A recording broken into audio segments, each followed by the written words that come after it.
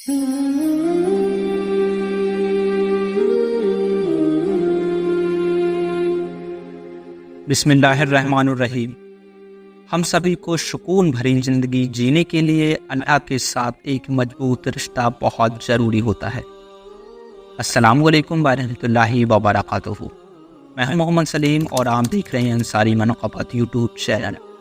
प्यारे दोस्तों, इस वीडियो में हम 5 ऐसे आसान तरीके जो अल्लाह तबारक तआला के साथ आपको ताल्लुक़ को मजबूत बनाते हैं का जिक्र करेंगे।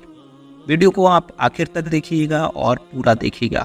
सदका जारिया समझकर वीडियो को आगे शेयर करके और चैनल को सब्सक्राइब नहीं किया है तो कर लीजिए। आइए आज की वीडियो में हम 5 उन चीज़ों का जिक्र करते हैं जिससे हमारा और अल्लाह के बीच में बहुत ही मजबूत रिश्ता बना रहता है।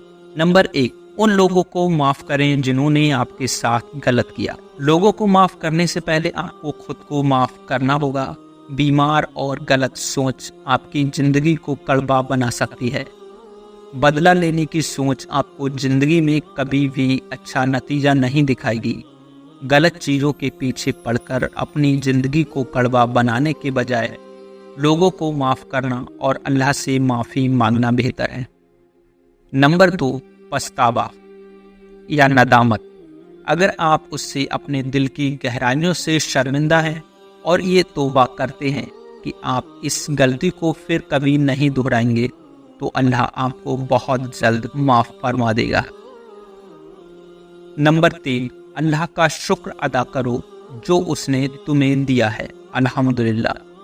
हमें अल्लाह का हमेशा शुक्रिया अदा करना चाहिए उस पर जो उसने हमें दिया है। अक्सर लोग अल्लाह का शुक्र तब करते हैं जब वे कुछ अलग या उम्मीद से ज़्यादा कमाते हैं, जबकि अल्लाह का इस पर भी शुक्र अदा करना चाहिए कि उसने आपको देखने के लिए आँखें दी, जिस्म को महसूस करने और पैर चलने के लिए दिए हैं। नंबर 4, अल्लाह के इम्तिहान का सामना करें। अल्लाह अपने लोगों का हर मुमकिन तरीके से आजमाता है। वो उन्हें मालदार बनाकर या गरीब बनाकर आजमाता है।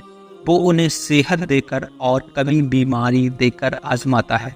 अल्लाह के पास अपने बंदों को आजमाने के अपने तरीके हैं और जो लोग उसके लिए गए इम्तिहान में पास हो जाते हैं या पास होते हैं, अल्लाह उनको उनकी उम्मीद से ज़्यादा अता करता है। नंबर 5, कुरान पढ़ें। अल्लाह ने हमारे प्यारे मोहम्मद मुस्तफ़ा सल्लल्लाहु तआला अलैहि वसल्लम के ज़रिए से कुरान भेजा है। कुरान सभी मुसलमानों के लिए एक गाइड बुक है। यहाँ तक कि कुरान की सिर्फ एक आयत को बहुत इनाम दे सकती है, क्योंकि कुरान के एक एक हर्फ पर 10-10 नेकियां मिलती हैं, जैसे कि अलिफ, लाम, मीम। ये 3 हर्फ हैं, मतलब 30 नेकियां। दोस्तों, अगर आपको ये वीडियो पसंद आया तो वीडियो के नीचे लाइक का बटन है जिसको आप दबाकर हमें सपोर्ट कर सकते हैं। वीडियो को आगे शेयर करके भी सदका जारिया का हिस्सा बने। और आपकी स्क्रीन पर 2 वीडियो दिखाई जा रही हैं, इनको भी ज़रूर देखें। कुछ इल्म का हमने ज़ख़ीरा आप तक पहुँचाने की कोशिश की है। अस्सलामु अलैकुम।